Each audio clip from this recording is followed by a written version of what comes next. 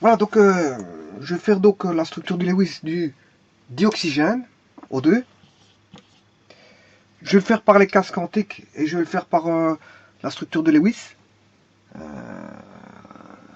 Structure de Lewis, donc par les valences. Hein, par les valences. Bon, on sait bien que le groupe 1A, on a le groupe 1A, 2A, 3A, 4A, 5A, 6A, 7A et 8A.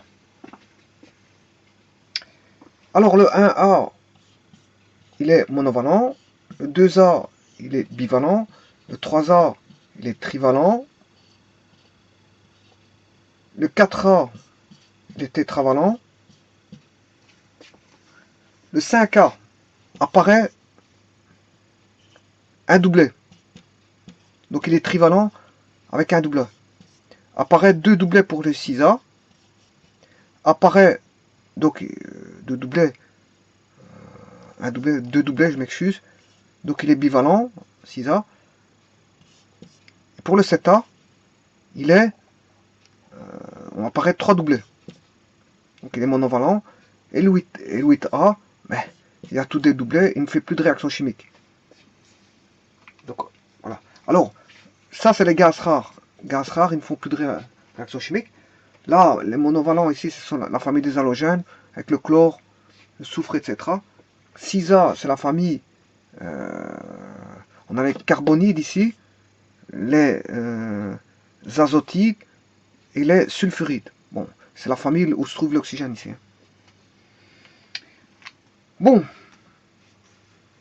alors, là, on a affaire à de l'oxygène, justement. On est dans la famille 6A, donc on a deux doublets et deux électrons célibataires qui vont s'associer.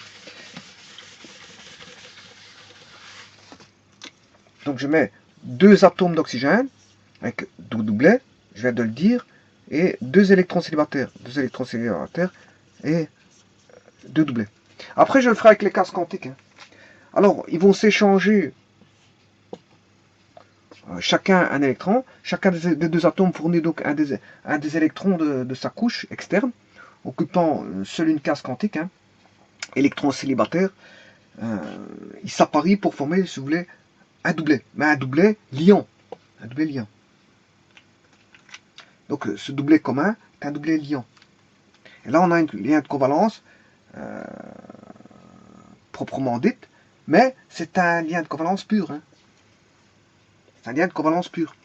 Pourquoi pur? Parce qu'en fait, là, ils sont tous les deux allés. Il n'y en a aucun qui attire l'autre. Hein, voilà, ils s'attirent de la même manière. Hein. Enfin, ils s'attirent même pas. Oui, l'attraction est la même. Donc, il n'y en a pas un qui attire plus fort que l'autre. Voilà, ils s'attirent tous les deux de la même manière. Donc, on n'a pas l'apparition de charge partielle. Bon, et là, c'est une liaison sigma, qui est moins forte que la seconde, qui est une liaison pi, si vous voulez. Et là aussi, on a 0,0 parce qu'il s'attire.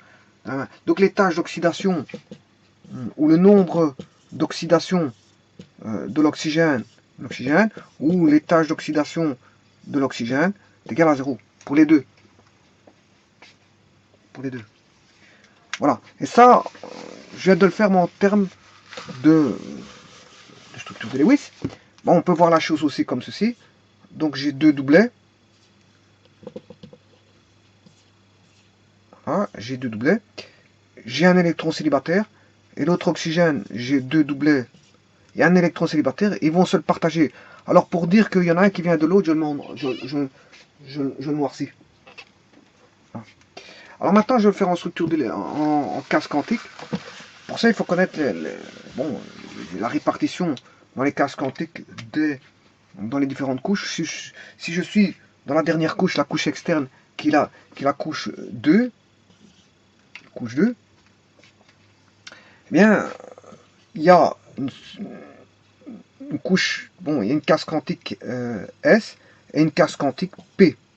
Voilà. La case quantique S possède 2 électrons et la case quantique P 4 électrons. Donc ce qui veut dire que là en S j'ai 2 électrons et en P j'ai 1, 2, 3, 4 électrons. Il faut d'abord les remplir et puis vous remettez, voilà, s'il y a 2 doublets, s'ils sont appariés, voilà, ça c'est en couche P. Bon, bien sûr, ça c'est le premier oxygène, et le second c'est pareil, hein. Bon, il n'y a rien qui change. Voilà, couche S, couche P. Et on sait bien qu'on a combien de doublets? On en a 2, on les voit, ils sont là. On a bien 2 doublets. Donc l'oxygène est bien 2 doublets comme je vous ai dit tout à l'heure. Et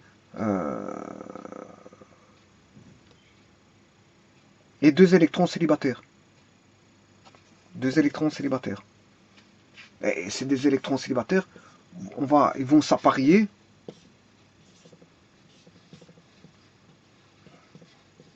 Pour voir ceci. La liaison qui est là, c'est celle-ci. Là, c'est ce qu'on appelle le dioxygène, O2. C'est l'O2. C'est la molécule d'O2 avec, bien sûr, ici on est la différence d'électronégativité. Il n'y a pas les... Voilà.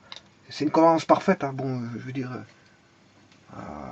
bon, il n'y en a pas un qui attire plus que l'autre. Donc, les tâches d'oxydation est 0 pour les 2 oxygènes. Voilà, je vous remercie.